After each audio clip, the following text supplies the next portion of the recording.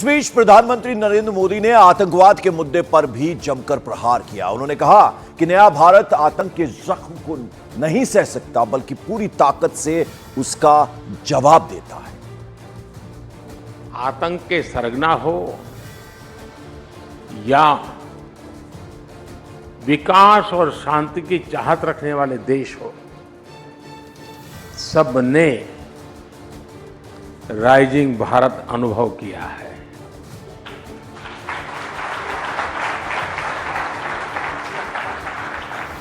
ये नया भारत आतंक के जख्म को नहीं सहता है।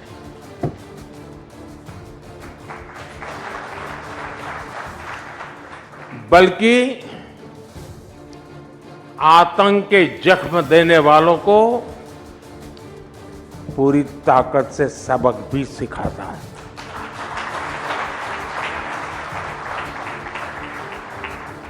जो हमें आतंकी हमलों के जख्म देते थे,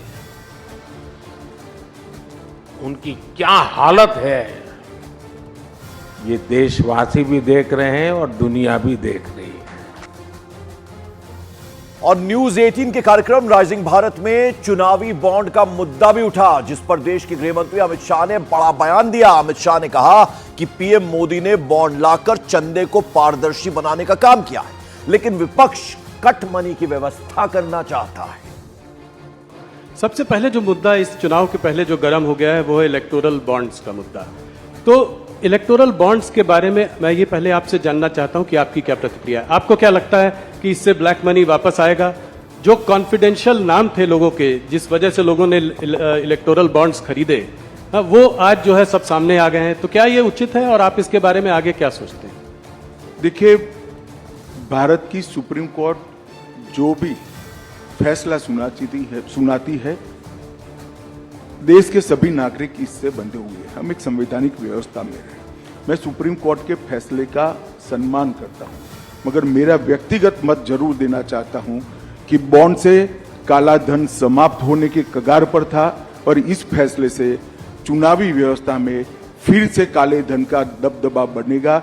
इसीलिए राहुल जी के नेतृत्व में पूरा इंडिया अलायंस बॉन्ड के खिलाफ था और वो चाहते थे कि पहले की तरह जो कट मनी आता था, वो कट मनी फिर से एक बार राजनीति पर हावी हो। पहले क्या होता था? चंदा कैश में आता था, और चंदा कैश में आता था तो क्या होता था? कोई व्यक्ति मानो 1500 रुपया चंदा जमा कराता था, 100 रुपया वो पार्टी में जमा कराते थे, 1400 रुपया अपने घर ले जाते थे और स्विस बैंक के अंदर या कहीं और जहां टैक्स डिस्क्लोज नहीं होता है, चंदे डिस्क्लोज नहीं होते हैं, धन डिस्क्लोज नहीं होता है, ऐसे देश में ले जाते थे। बॉन्ड आने से ये पूरा पैसा चेक के माध्यम से पार्टी के अकाउंट में जमा होता था। ये पूरी जो जमात है राहुल जी के नेतृत्व में, वो पुरानी चीजों की आदी है। इस दौरान अमित शाह ने विपक्ष को भी घेरा और उस सवाल का भी जवाब दिया जिसमें विरोधी दल केंद्र सरकार पर विपक्षी नेताओं के खिलाफ एनफोर्समेंट डायरेक्टरेट और सीबीआई रेड के आरोप लगाते आ रहे हैं। अमित शाह ने कहा कि विपक्ष चाहता है कि ईडी राजनीतिक दलों के खिलाफ कार्रवाई ही न करे। ऑपोजिशन का कहना है कि ईडी की रेड हो, इनकम टैक्स की रेड हो, सीबीआई की रेड हो, वो हर बार ऑपोजिशन लीडर्स पर ही क्यों पड़ती है? भारतीय जनता पार्टी के लीडर क्या सब साफ सुथरे? ये एकदम सफेद झूठ है। मैं देश की जनता के सामने कहना चाहता हूं, मोदी जी के प्रधानमंत्री बनने के बाद काले धन पर कठोर कार्यवाही हुई है। ईडी काले धन पर कार्यवाही कर रही है और ईडी ने जितनी भी संपत्तियां कुर्क की है, उसमें से 5% ही राजनीतिक दलों से जुड़े हुए लोगों की है। 95% काले धन वाले की। ये भी काला ही धन है, मगर वो ऐसा चाहते हैं व्यवस्था जिसमें राजनेता पर कोई कार्यवाही ही न हो। मैं आपको स्पष्टता से बताना चाहता हूं कि 95% कार्यवाही ऐसे लोगों पर हुई है जो राजनीति से जुड़े हुए ही नहीं। और ये बिल्कुल सरासर आरोप। ममता जी के मंत्री के घर से 51 करोड़ रुपया मिलता है। कांग्रेस के सांसद के घर से 355 करोड़ मिलता है। 10 मशीन एसबीआई की गिनते गिनते थक जाती है, गर्म हो जाती है, और ये कहते हैं कार्यवाही ना हो। भैया कार्यवाही का सवाल मत उठाओ, तेरे सांसद के घर से 350 करोड़ कहां से आया वो सबसे बड़ा सवाल है। ममता के मिनिस्टर के घर से 55 करोड़ कहां से आया वो बड़ा सवाल है।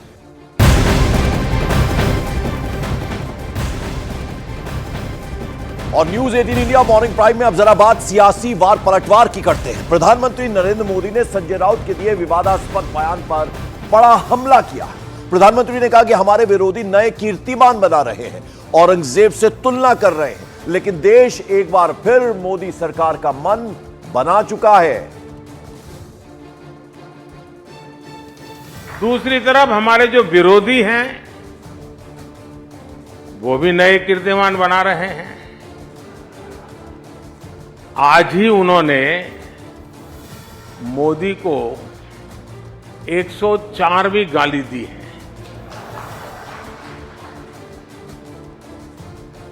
औरंगजेब कहकर नवाजा गया है। मोदी की खोपड़ी उड़ाने का ऐलान किया गया है।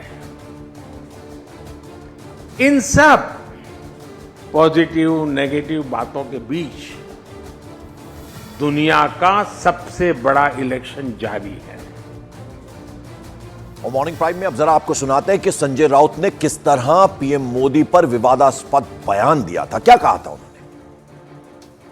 महाराष्ट्रात शिवाजी महाराज जन्माला आले आणि औरंगजेबाचा जन्म गुजरातमध्ये झाला।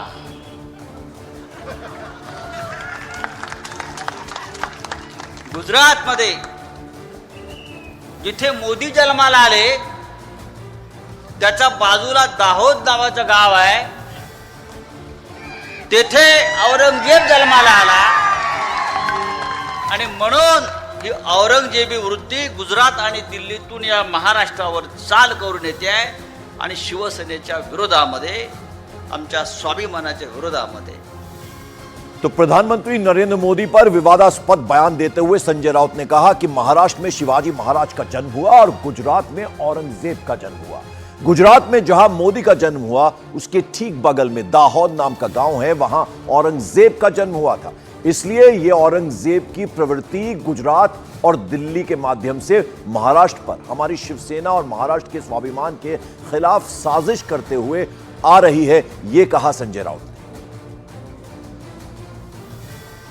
और मॉर्निंग प्राइम में अगली बड़ी खबर आपको बता दें, यूपी सरकार में मंत्री और बीजेपी नेता दानिश आजाद अंसारी ने कहा है कि विपक्ष पूरे तरीके से हताश हो गया है, उनके पास कोई मुद्दा ही नहीं है। आज विपक्ष के पास कोई एजेंडा नहीं और बहुत हताशा भरा विपक्ष का व्यवहार है आज के डेट में। और विपक्ष, अगर विपक्ष वाकई सही मुद्दों पे लड़ाई लड़े तो उसके पास कोई मुद्दे नहीं है।